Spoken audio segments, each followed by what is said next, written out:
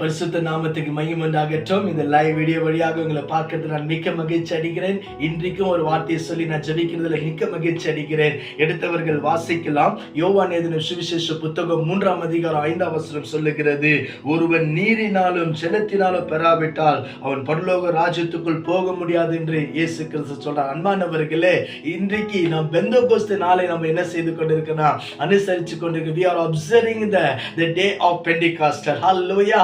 வேதத்துல பல அர்த்தங்கள், பல வியாக்கங்களை நமக்கு ஆவியானவர் கொடுக்கிற இந்த பெந்தகோஸ்து அனுபவம், வேதத்தை படித்த பெரிய பெரிய பரிசுத்தவான்கள் இன்றைக்கும் நம்முடைய பட்டணங்களில் இருக்கிறவங்களுக்கு இந்த வார்த்தைகள் தெரியும். எனக்கு ஆண்டவர் கற்றுக் கொடுத்த சில அர்த்தங்களை உங்களோட கூட பகிர்ந்து நான் ஜெபிக்க ஆசைப்படுறேன். நல்லா கவனிங்க. இந்த பெண்டிகாஸ்ட், அந்த பெந்தகோஸ்து என்று சொன்னால் அன்பானவர்களே 50வது நாள். This is the 50th day. The meaning of the Pentecost, it is the 50th day. பழைய ஏற்பாட்டில் ஆண்டவருடைய வசனம் சொல்லுகிறது, அந்த பஸ்கா பண்டிகை ஆசரித்த பின்பு அந்த நாள் முதல் அன்பானவர்களே 50வது நாள் வருகிறது.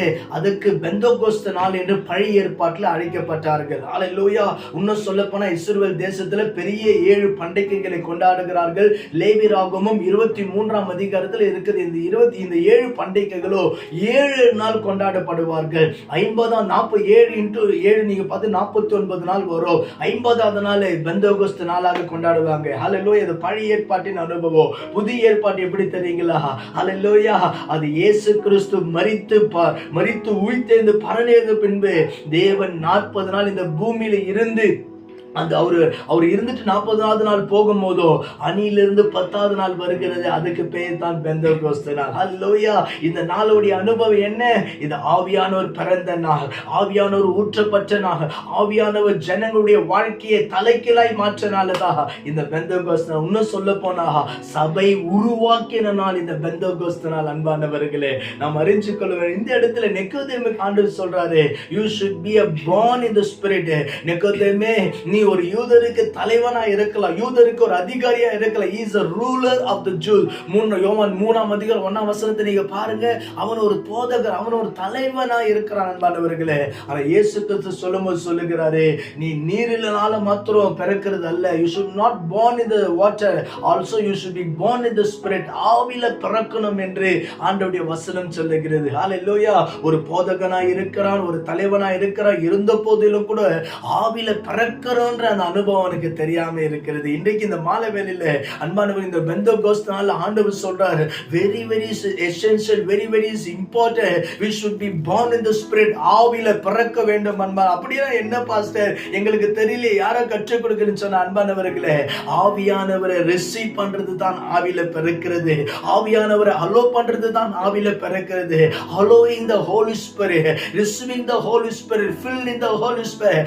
ஆவியில நடத்தப்படுகிறது ஆவியானவரோடு இசைந்து இருக்கிற பெயருக்கு தான் அந்த பெந்தகோஸ்தின் அனுபவம், ஆவியில நடத்தப்படுகிற அனுபவம், ஆவியானவரோடு கூட வாழ்கிற அனுபவம். அன்பானவர்களே, இந்த செய்தியை கேட்கிற அன்பான சகோதரனே, சகோதரியே, ஊழியர்களே, நீங்கள் யாரா இருந்தாலும் இது ஆவியானவருடைய காலம், இது ஆவியானவருடைய நாட்கள்.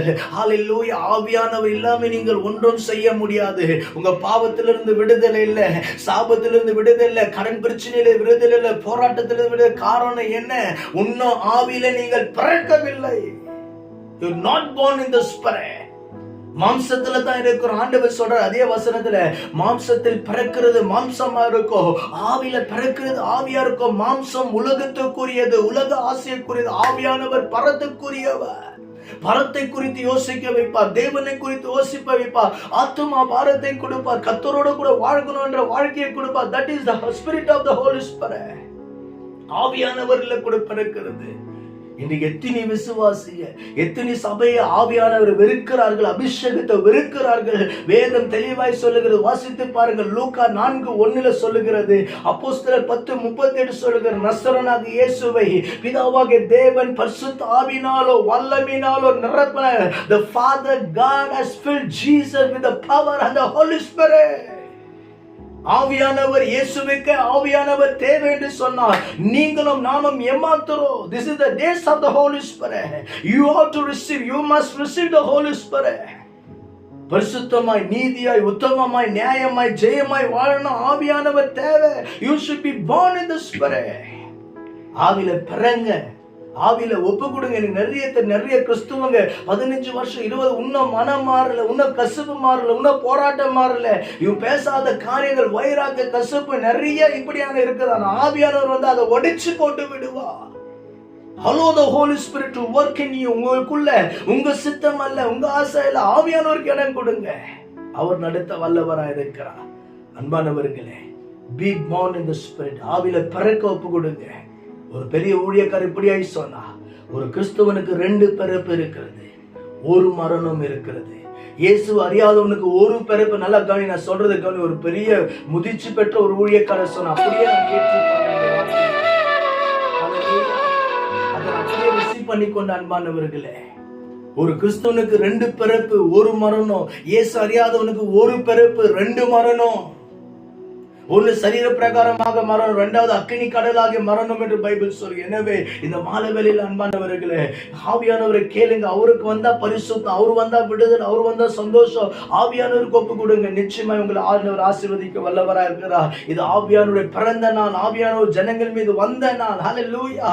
எனவே கர்த்தர் தாமே இந்த வசனங்களை ஆசீர்வதிப்பாராக. ஒரு நிமிஷம், ஒரு நேரம் எடுத்துக்கொள்ளுங்க. ஆவியானவரே என்னை நிரப்புங்கன்னு கேளுங்க. ஒரு நிமிஷம் கண்களை மூடி நாம் ஜெபிக்கலாம். Just as the Holy Spirit. ஆமென். வேத ஆண்டவர் சொன்னாரு, நல்ல தகப்பன் நல்ல ஈவ கொடுக்கும் போது பரமபிதா ஈவ கொடுப்பாது இருப்பது எப்படி நிச்சயம் என்று சொன்னாரு. கேட்கிறவங்களுக்கு பரிசுத்த ஆவியை கொடுப்பது அதிக நிச்சயம் என்று சொன்னார். ஆவியானவருக்கு ஒப்பு கொடுங்க. Thank you lord, thank you lord. நிரப்போ கண்ணை மூடிக்கொள்ளுங்க, கண்ணை மூடிக்கொள்ளுங்க. முடிச்ச 2 கையை உயர்த்தி கொள்ளுங்க. ராபா சந்தனமா ஓ ராபா லாதா தாதா ராபா ஷகரபா. ஓ ஜீசஸ், நிரப்புகிறா ராபா பாபா பாபா பாபா. ஹalleluya, ஹalleluya. இனி முதல் உங்க வாழ்க்கையில் ஒரு பெரிய மாற்றங்கள் வரும். பரலோக தேவனே, இயேசுவின் நாமத்தில் உம்முடைய சமூகத்தில் வருகிறோம். ஆவியானவர் இல்லாம வாழ்க்கையில, ஆவியானவர் இல்லாம ஊழியம் இல்ல, ஆவியானவர் இல்லாம குடும்பங்கள் இல்லப்பா. ஒவ்வொருவரையும் ஏற்றுக்கொள்ள கிருபை கூட. இதை பார்த்த கேட்டர் மீது ஆவியானவர் பலமா இறங்குங்க. அந்நிய பாஷை வரத்தை கொடுங்க ஆவியானவரே, தாழ்த்தி ஒப்பு கொடுக்கிறோம். இயேசு நாமத்தில் ஜெபிக்கிறோம் பிதாவே. ஆமென். May God bless you all. கர்த்தர் உங்களை ஆசீர்வதிப்பார்.